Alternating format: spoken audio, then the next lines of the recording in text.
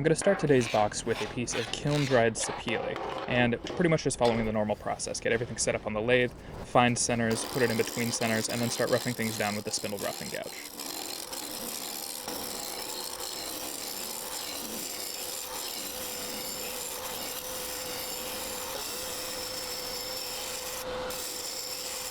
Once everything looks nice and tidy, I put tenons on each end so that I can grip it with my chuck later. Every so often, I stop and check the diameter of the tenon to make sure that it'll match up with my chucks.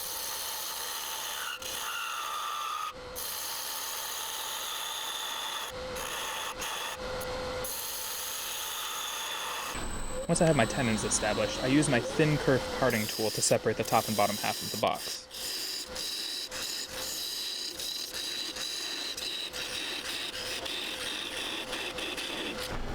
To finish off the separation, I use my tiny little Japanese pull saw.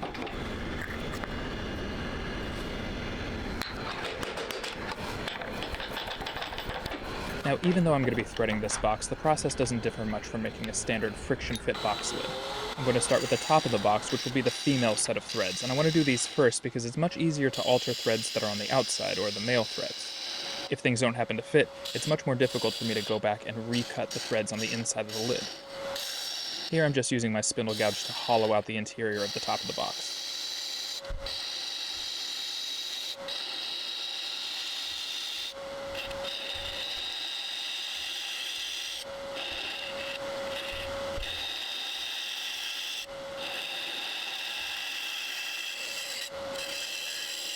Now it's time to start preparing to actually thread this box.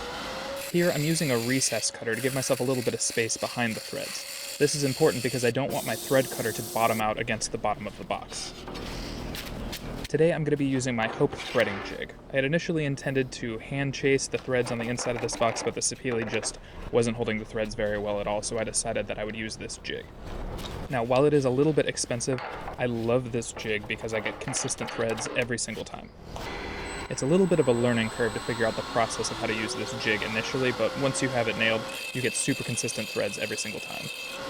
Here I'm just doing my initial passes, which is just establishing the threads. I'm not going to go into too much detail here about the jig itself because there are much better videos on YouTube for figuring out if you want to purchase this jig or what you would potentially use it for. What I do love about this jig, though, is that it allows me to thread woods that wouldn't normally be threadable using hand chase methods. Brittle wood, punky wood, odd grain orientations, it pretty much all becomes one gigantic threading party. I also love this tilt-away feature, which lets me work on the piece without having it in line with the cutter. Here I'm just using a little bit of super thin CA glue to firm up the threads a bit.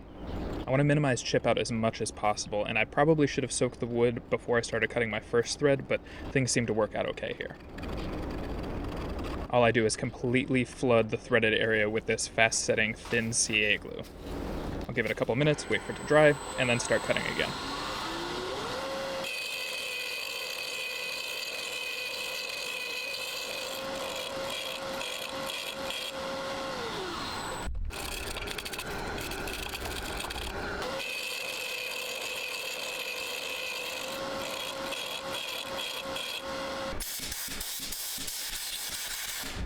Now that I've threaded the inside of the top of the box, I can sort of disassemble the jig, get my chuck off of there, remove the cutter, and resume turning the bottom of the box.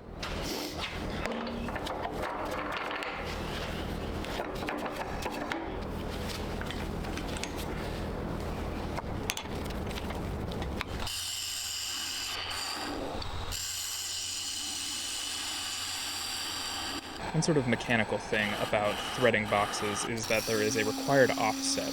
I'm using 12 teeth per inch, that's my thread pitch for this box, and so what I need to do is make sure that the male section of the thread starts out, I believe it's 2.2 millimeters larger than the inside of my female threads. I like to take this cut right here just to clean up the shoulder a little bit with a spindle gouge, leaves a nice surface. After that, it's time to put it back on the Hope jig and start threading the outside for the male portion.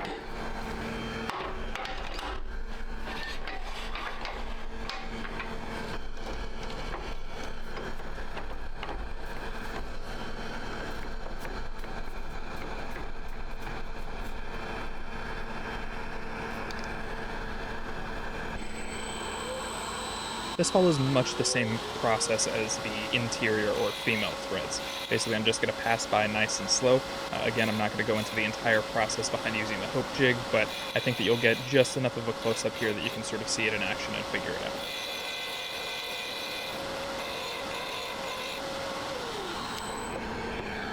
Once again, just using a little bit of thin CA glue to make sure that those threads don't tear out.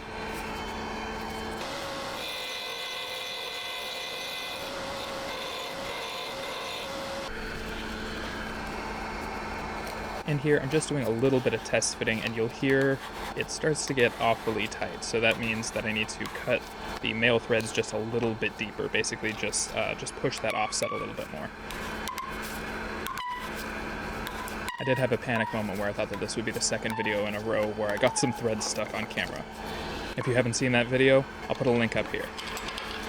I think it was a cool box. The algorithm hated it and didn't push it out very far, so if you happen to miss that one, I think it's a good opportunity to head over and watch it now. Here, I believe that I've gotten the fit just about exactly right. Now, I'm not going to worry too much about lining things up for a perfect grain match because I'm going to be using a rose engine on the outside of this box. And here for the final pass of threading, I'm just adding a little bit more of that thin CA glue, and then I'll do a pass where I'm not actually cutting anything, I'm basically just backing off that thin CA glue again. And this is the fit that we're left with. Pretty much perfect with almost no tinkering. Now, again, it's time to disassemble all of the equipment and get back to some regular turning. Here, I'm just facing off the top of the box, getting rid of the tenon. I'm taking some cuts here that I wouldn't normally take on a friction fit box, but because this is a threaded lid, it's held very securely, so I have a little bit more freedom. And here, I'm just making sure that the sides are parallel.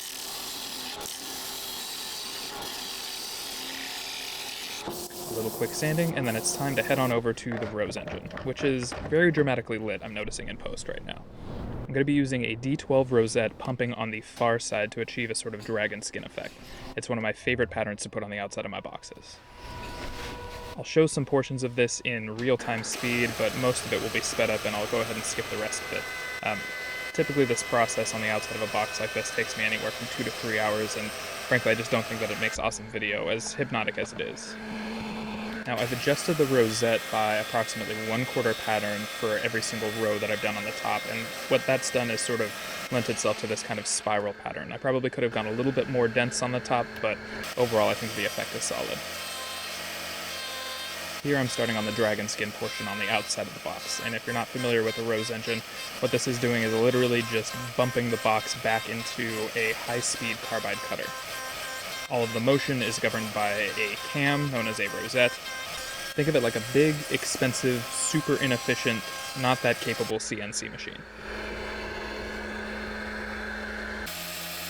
Here you can see the pattern starting to develop as I get a little bit closer to the bottom, and this is what it looks like in real speed when I'm actually cleaning up the pattern, when I'm making my last pass on every rotation. And here is a close-up of the rose engine cutting. And this is at normal speed, and you can tell that I'm really just taking away like fractions of a millimeter every single time. So you might be able to imagine that this takes a little while. And here's what my finishing passes look like. I mean, I'm just taking off an absolute whisper there, but it's really cleaning up the surface nicely. Taking an extra couple rotations here pays dividends in the way that the surface appears later on.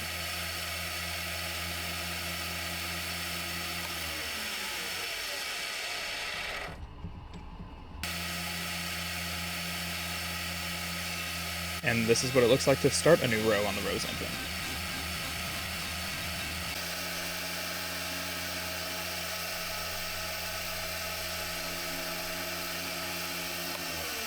Now that we're just about finished up here, I can go ahead, move my cutting implement out of the way, and then demount this and send it back over to the regular lathe.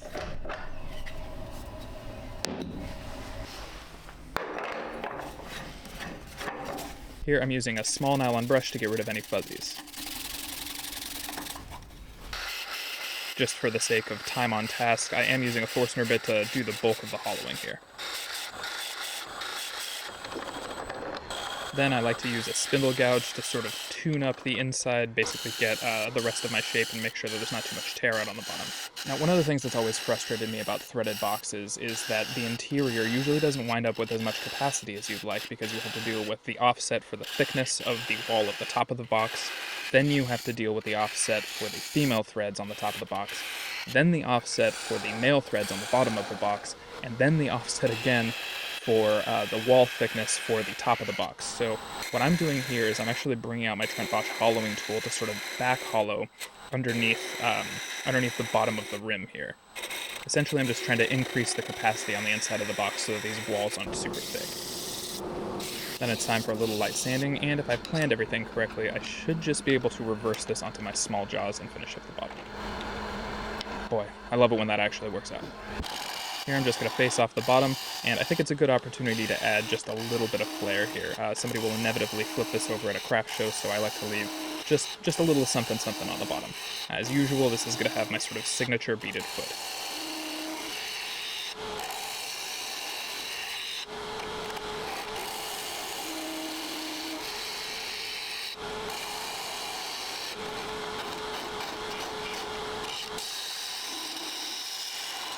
Now what I like to do on this beaded foot is once I cut the bead, I like to sort of relieve both sections on either side of the bead so that the bead stands a little bit more proud.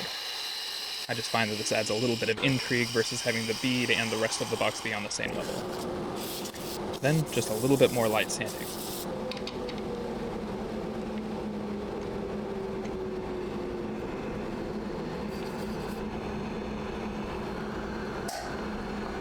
And here is the completed but unfinished box.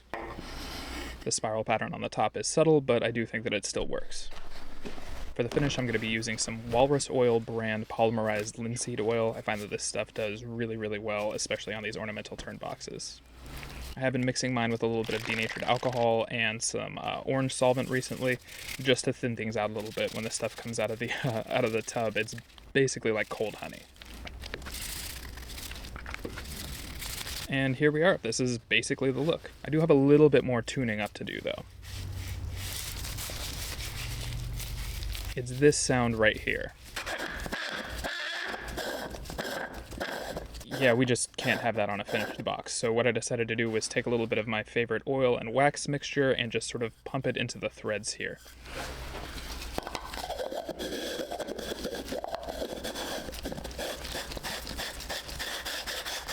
Much, much better. And here is what the box looks like with a fairly fresh coat of oil on it.